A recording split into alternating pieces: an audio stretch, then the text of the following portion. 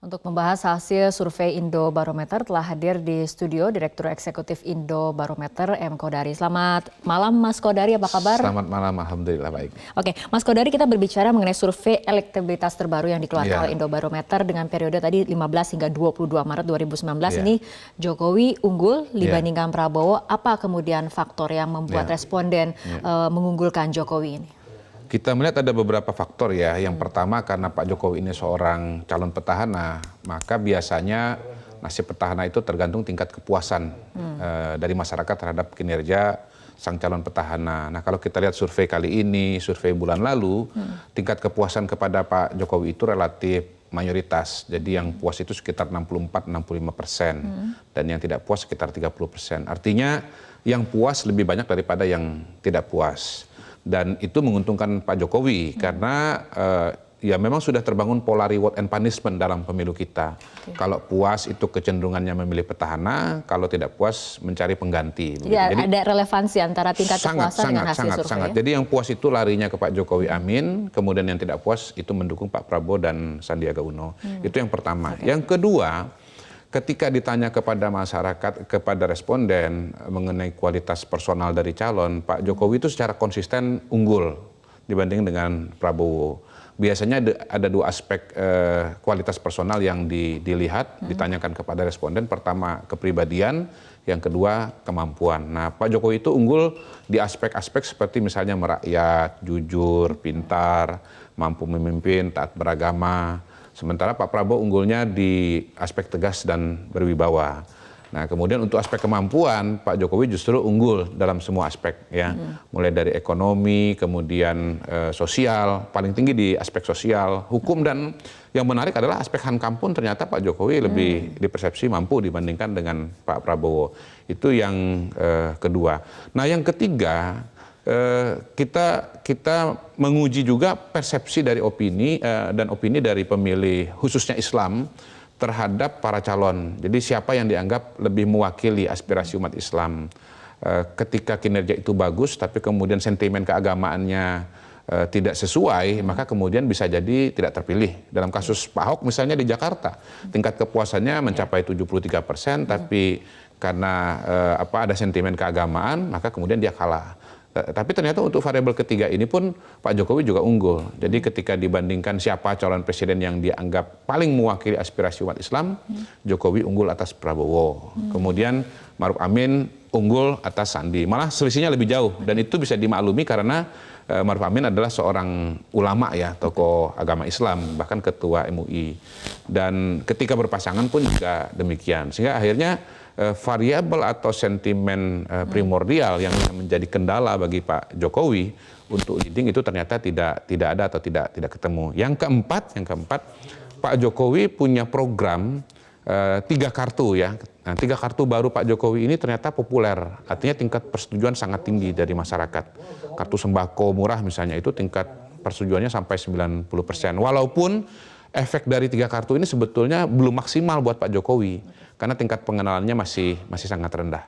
Mas Kodari, ada hasil survei yang kemudian juga menarik, yaitu hasil proyeksi di 17 April ini Jokowi juga unggul 61%. Ini bagaimana kemudian membuat ataupun mendapatkan hasil survei ini? Pertama, proyeksi itu dibuat karena keingintahuan orang ya. Kalau misalnya pada hari H kan tidak ada lagi yang tidak menentukan, semuanya sudah menggunakan hak suara.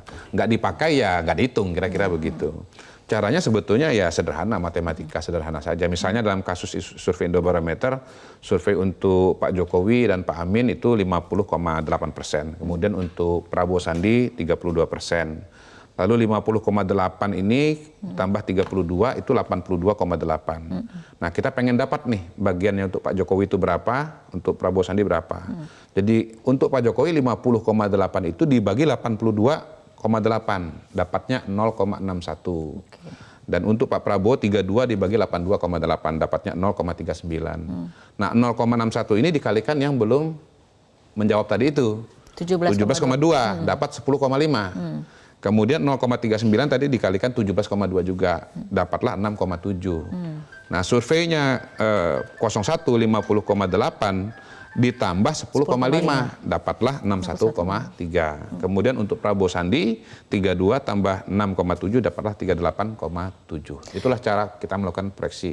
Itu yang itulah istilahnya itu terbagi proporsional. Yang besar dapat besar, kecil dapat kecil. Itu hukum statistik seperti itu. Walaupun dalam realitanya bisa saja terjadi tidak seperti itu. Oke, ini hasil proyeksi adalah ketika undecided voters sudah menggunakan hak pilihnya semua. Betul. Dan kondisi mengenai ada kekhawatiran mengenai golput. Apakah kemudian ini juga dijadikan bahan pertimbangan ketika melakukan survei? Survei ini berangkat dari asumsi bahwa pemilih yang ditanya, responden yang ditanya itu akan menggunakan hak pilihnya. Tapi dalam kenyataannya kan bisa saja kemudian orang tidak menggunakan hak pilihnya, baik karena alasan politis, alasan teknis, ataupun alasan-alasan lainnya. Pada kasus tertentu kalau golput itu besar dan kemudian hanya berat pada calon tertentu, itu bisa mempengaruhi hasil. Kalau golputnya itu proporsional terjadi pada kedua kubu, misalnya di kubunya 01 yang golput 10%, kubu 02 yang golput juga 10%, hasil akhir tidak akan terpengaruh karena dua-duanya yang tidak menggunakan suara itu sama-sama 10%. Untuk kondisinya sekarang seperti apa, Mas Kodari? Tetapi kita buat ilustrasi, Pak Jokowi sekarang unggul 50%, ya Prabowo 30% dapat suara. Nah, kalau misalnya pendukung Pak Jokowi ini ada 40% yang tidak menggunakan suara, sementara seluruh pendukungnya Pak Prabowo itu menggunakan suaranya, maka suara Prabowo tetap utuh 30% karena semuanya ke TPS, tetapi suaranya Jokowi dengan Amin 50 diambil 40%-nya, tinggal 30.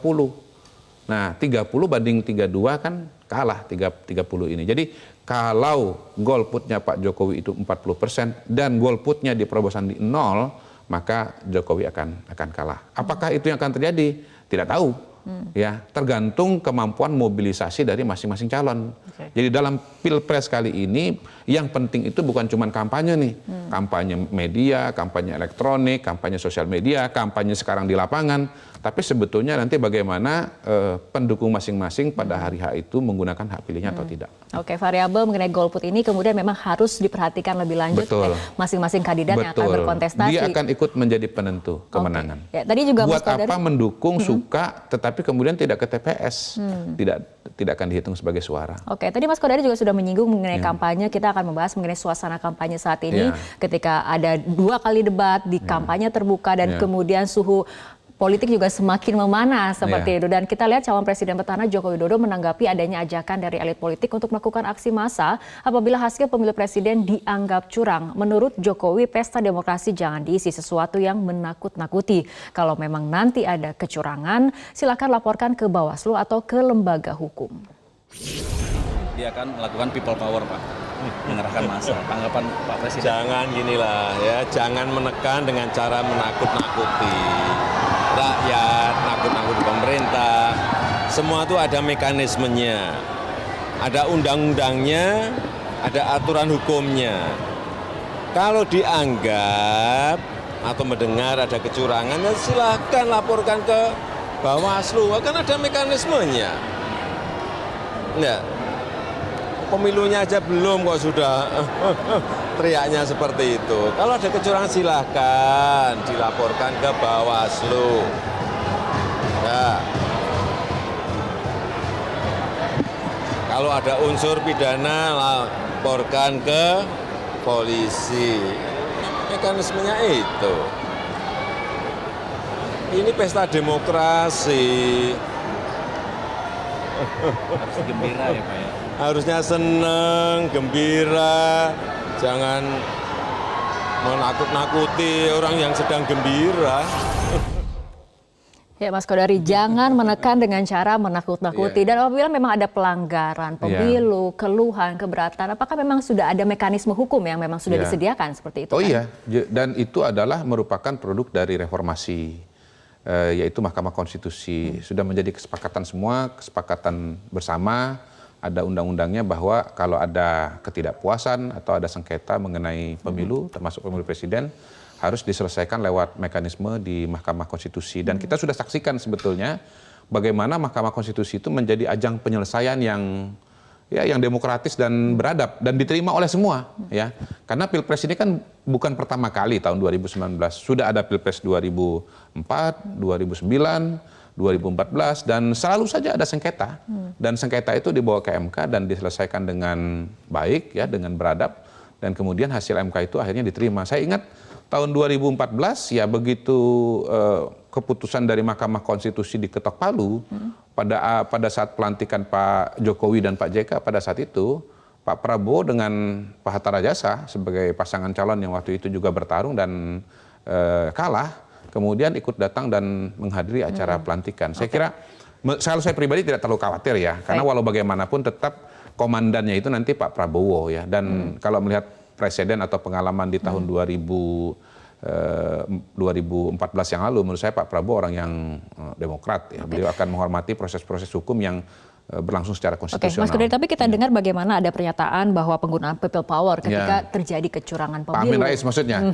Kalau saya sih tidak heran ya, Pak Amin Rais itu kan nalurinya seorang demonstran kalau menurut saya. Walaupun beliau itu notabene karirnya sebagian besar di guru besar, tetapi kalau bicara wilayah politik praktis, Pak Amin Rais itu kecenderungannya dia bermain di wilayah ekstra parlementer. Jadi zaman Pak Harto memimpin demonstrasi reformasi, di zamannya Gus Dur juga menjatuhkan Gus Dur dengan people power juga. Jadi memang keahlian Pak Amin Rais, saya lihat keahliannya memang di apakah ini bagian dari strategi politik sosial juga ketika kemudian 2 minggu menjelang hari pencoblosan? Ya, saya kira tidak bisa dihindarkan dari tafsir semacam itu ya. Dan cuman masalahnya begini, justru ketika ada upaya-upaya melakukan delegitimasi terhadap penyelenggara pemilu, lalu kemudian lari dari mekanisme yang bersifat institusional di era demokrasi dan reformasi sekarang ini, kalau pengalaman saya justru itu mengindikasikan ada kecenderungan dari pihak yang merasakan kalah begitu, sehingga akhirnya ya berusaha memberikan legitimasi terhadap kekalahannya dan menyerang pihak-pihak yang justru seharusnya bukan merupakan bagian dari pertarungan atau permainan. Di tengah situasi 2 minggu menjelang hari pencoblosan, puncak dari pesta demokrasi, elit politik seharusnya bersikap seperti apa menurut Mas Kodari? Ya, idealnya tentu berusaha untuk menjaga kondusivitas ya, tetapi sekali lagi Pilpres itu adalah kompetisi. Jadi saya ibarat permainan sepak bola ya, terjadi tekan-tekanan, ada tackle-tackle. Saya melihatnya ini adalah tackle-tackle. Tapi dalam sepak bola kan tackle itu terjadi antara pemain dengan pemain. Tidak pernah terjadi tackle itu dengan wasit begitu. Jadi kalau sampai men-tackle wasit itu sebetulnya sudah keluar dari aturan atau prosedur permainan.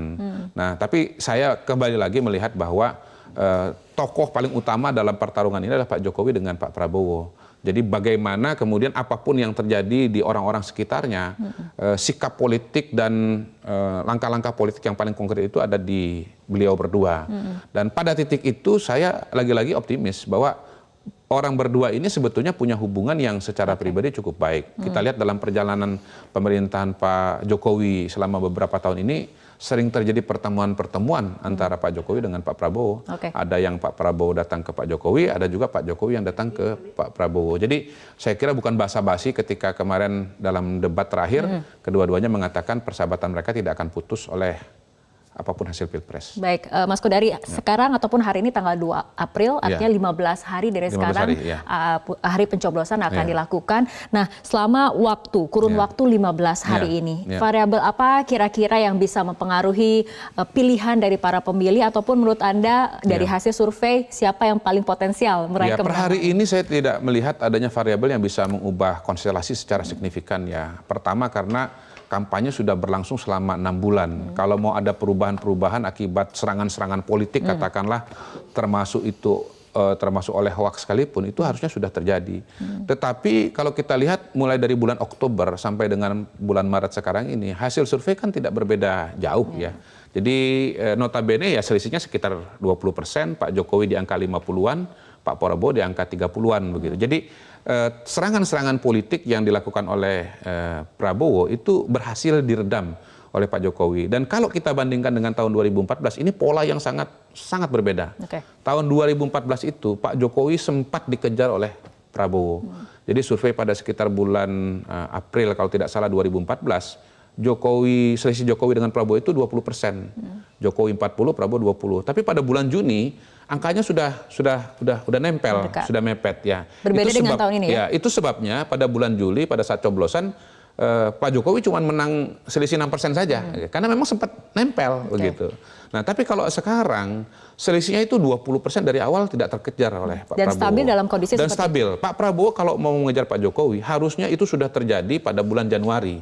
Sudah harus mepet, selisihnya tinggal 10%, tinggal 5%. Sehingga dalam waktu yang tersisa, Pak Prabowo itu bisa melewati Pak Jokowi. Tapi itu tidak terjadi. Nah, ini bisa dijelaskan dengan perbedaan mekanisme pemilu. Kalau dulu pileg dulu, baru pilpres, sekarang serentak. Dulu Pak Jokowi baru dipastikan sebagai calon pada bulan Mei. Sehingga praktis ya selama belum jadi calon, Pak Jokowinya tidak ngapa-ngapain. Nah, Pak Prabowo karena pendiri partai, ketua partai, ketua Dewan Pembina Partai, sudah pasti pencalonannya.